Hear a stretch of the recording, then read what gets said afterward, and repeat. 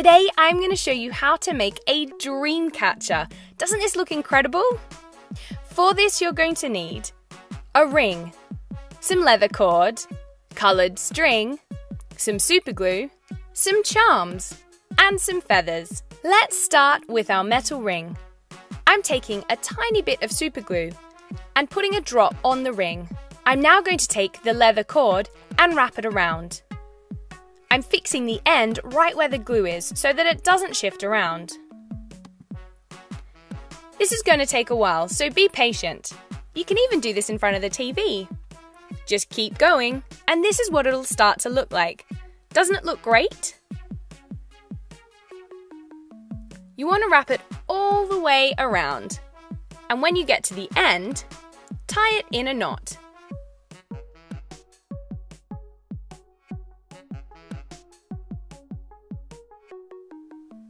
Perfect! That looks great! Now I'm taking some of my coloured string. I'm tying it around the top of the hoop, and I'm going to make loops all the way around. This is what it'll look like. This is what makes the traditional dream catcher. Perfect! Now, it doesn't look so great at the moment, but we haven't finished yet. I'm taking the same coloured string and I'm tying it round the middle. See how it pulls the loop tight? Just like so. It's going to create a really great sun shape.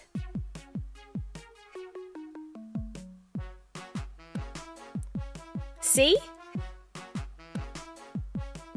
Tie it off and this is what it'll look like. We're now going to do a similar thing with a different coloured piece of string. Tie it at the top, just like we did with the pink, and we're going to repeat the looping process. We loop, and then we tie a knot.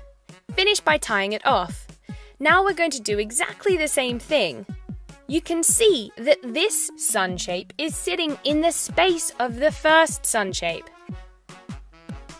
Finish by tying it in a knot, and look, now we've got two suns. Cut off any excess string. Now we want to make the part of the dream catcher that hangs down. I am taking some length of string in both colours.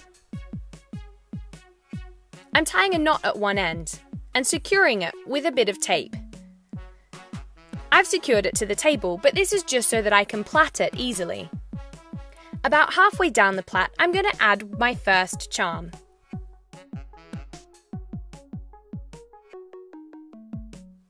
Then I'm going to add my second one.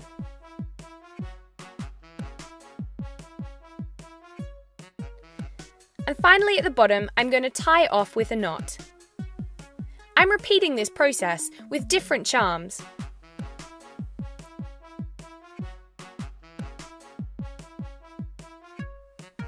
Let's go back to the dream catcher. Attach your bits of string at the bottom. We want to tie them in knots and they're going to dangle down. Super cute! It's already looking so great. I'm so excited by this one. You can add some more charms to the main bits of string if you like. This is a nice bit of added decoration.